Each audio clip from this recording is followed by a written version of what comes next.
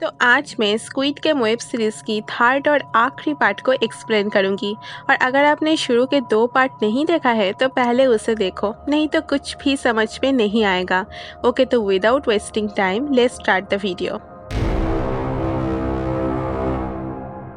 तो एपिसोड 7 के शुरू में सभी हॉल में वापस आते हैं, जहां मिनियन एकदम ठीक थी और सभी को देखकर हंस रही थी और सभी को बोल रही थी कि गेम में और एक रूल था कि जो इस गेम में बच जाएगा आखिरी में उसे एलिमिनेट नहीं किया जाएगा। खैर, तो हम फ्रंटमैन को देखते हैं जिसे कॉल आता है कि वीआईपीस आ रहे हैं।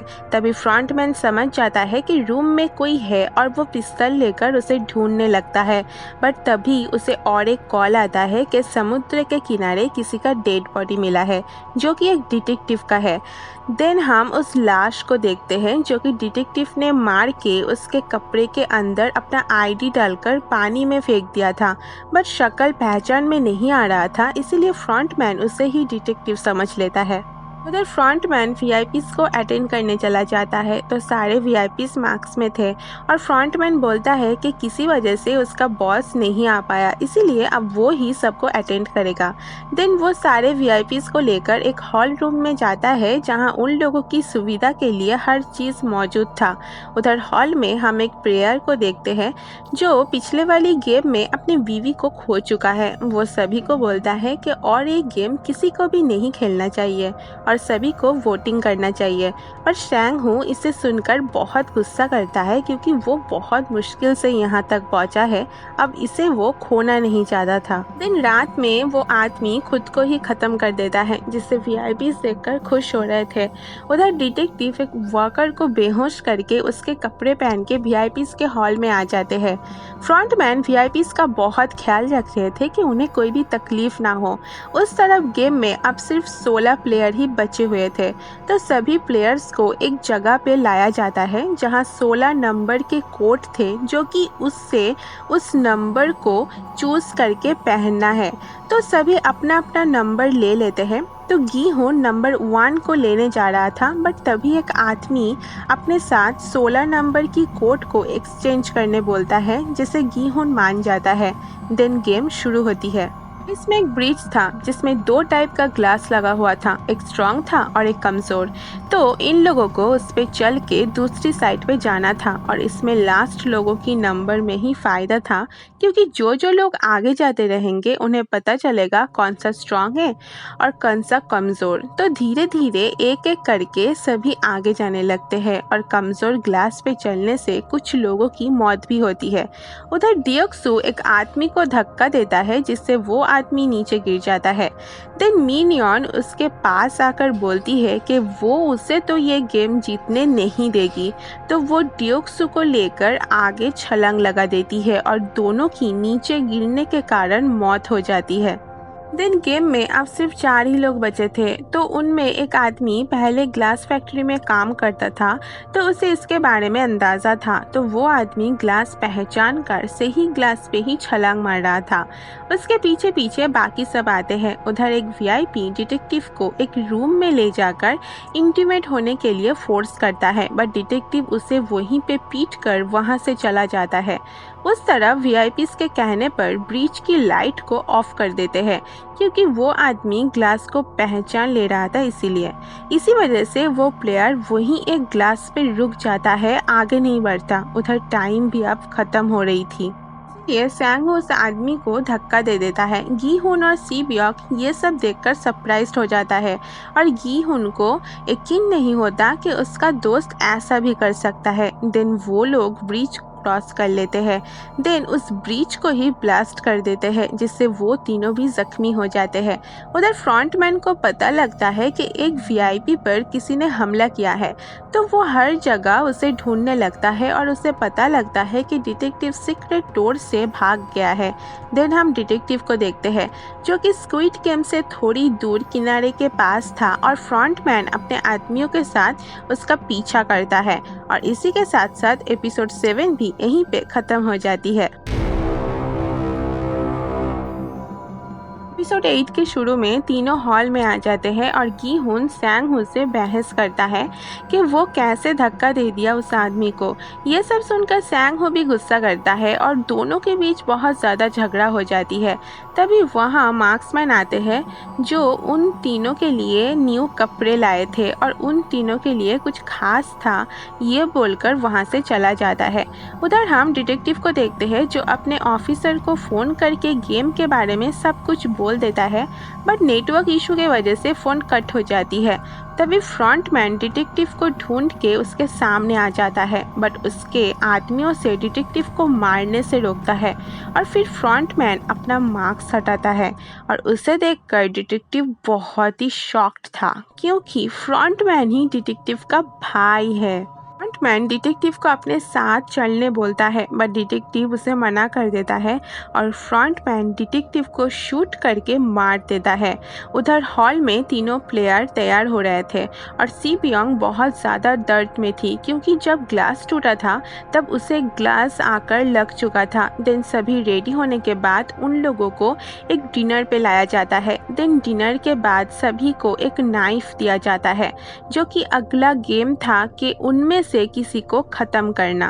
उधर हॉल में गी हुन सी ब्योक को बोलता है उन्हें एक साथ रहना चाहिए क्योंकि गी हुन के हिसाब से शायद सैंग हू उन पर अटैक कर दे।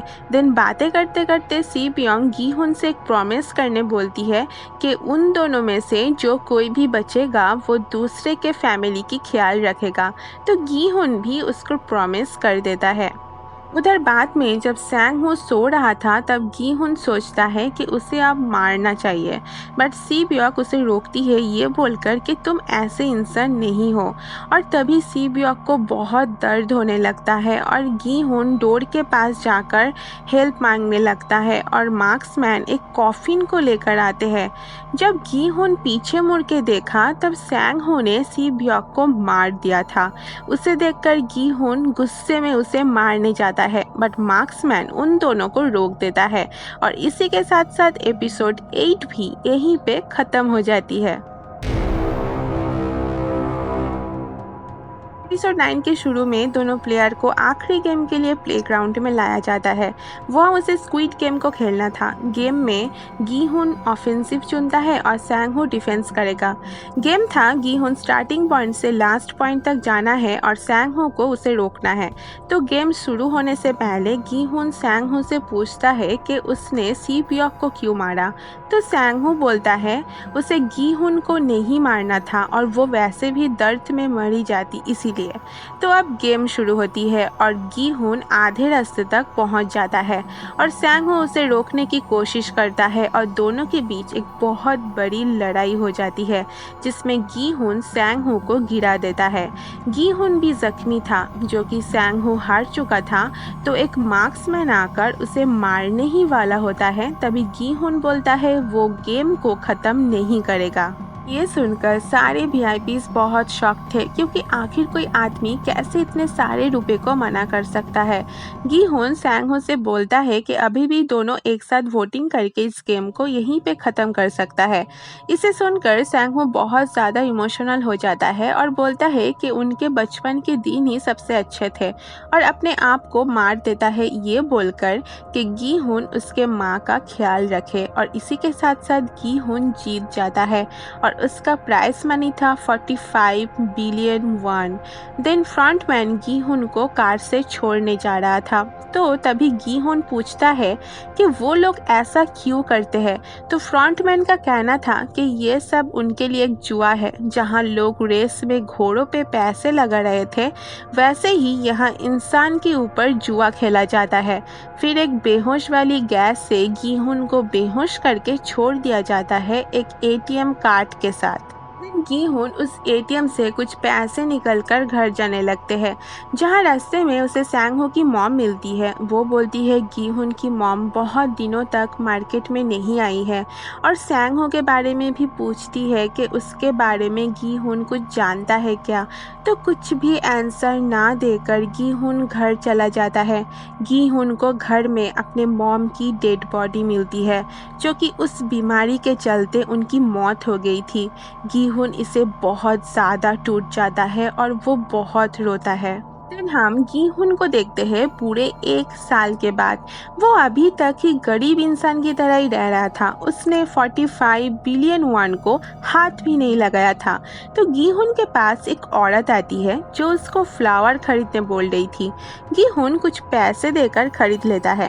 वो औरत गीहुन को एक रोज देकर चली जाती है। बाद में गीहुन उस रोज में एक लेटर मिलता है जिसमें एक एड्रेस था। सो गीहुन उसी एड्रेस पे चला जाता है और शॉकिंगली वहाँ गीहुन और साथ ही हम भी इस गेम के मास्टरमाइंड को देखते हैं जो कि थे वही ओल्ड मैन जिसे हमने गेम में मरते हुए देखा था। तो गीहुन पूछता है कि उसने ये सब क्यों किया और लोगों के साथ ऐसे गेम को आखिर उसने क्यों खेला।